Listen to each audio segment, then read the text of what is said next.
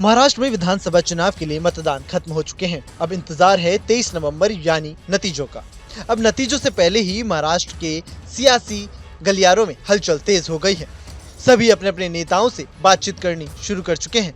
लेकिन अब इंतजार है नतीजों का कि नतीजे आखिरकार महाराष्ट्र में किसकी सरकार बनाएंगे।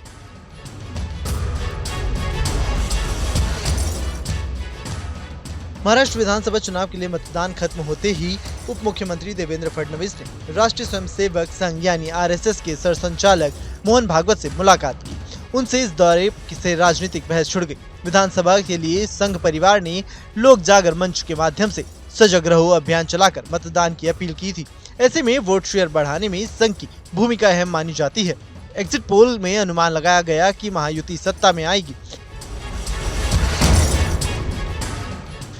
इस बीच फडणवीस ने बीते दिन संघ प्रमुख से मुलाकात की और करीब 13 मिनट तक ये चर्चा चली। इस चर्चा ने सभी राजनीतिक दलों की टेंशन भी बढ़ा दी। मुलाकात को बताया गया कि ये सद्भावना यात्रा केंद्रीय गृह मंत्री अमित शाह ने प्रचार सभाओं में संकेत दिया कि देवेंद्र फडणवीस ही मुख्यमंत्री होंगे। चुनाव में बीजेपी सबसे ज्यादा सीटों पर चुनाव लड़ रही है।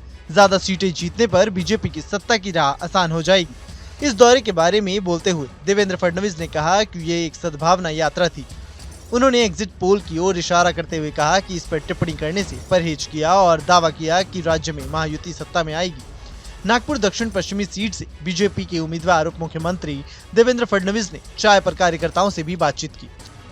फडणवीस ने गायत्री नगर इलाके में एक दुकान पर रुककर चाय का आनंद लिया और कार्यकर्ताओं से बातचीत की। मतदान के दिन फडणवीस ने पूरे निर्वाचन क्षेत्र का भी दौरा किया था। उन्होंने अलग अलग हिस्सों में बीजेपी के बूथों पर जाकर वहां मौजूद कार्यकर्ताओं से भी मुलाकात की थी। हालांकि अब महाराष्ट्र में सियासी बहस छिड़ने के साथ ही अब इंतजार नतीजों का हो रहा है। हर किसी के जहन में सवाल है कि आखिरकार 2024 के महाराष्ट्र विधानसभा चुनाव में किसका दल जीतेगा और कौन राज्य में सरकार बनाने में सफल हो पाएगा। महाराष्ट्र के साथ साथ दूसरे राज्य को लेकर भी सियासी टेंशन बढ़ी हुई है। झारखंड में भी नतीजों को लेकर इंतजार किया जा रहा है। हालांकि दोनों ही गठबंधन यानी महायुति और महाविकास आघाड़ी दोनों ही अपनी अपनी सरकार बनाने का दावा कर रहे हैं। लेकिन नतीजे क्या कहेंगे, जनता ने किसको समर्थन दिया, इसके लिए भी कुछ घंटों का इंतजार जरूरी है। Bureau report, news nation.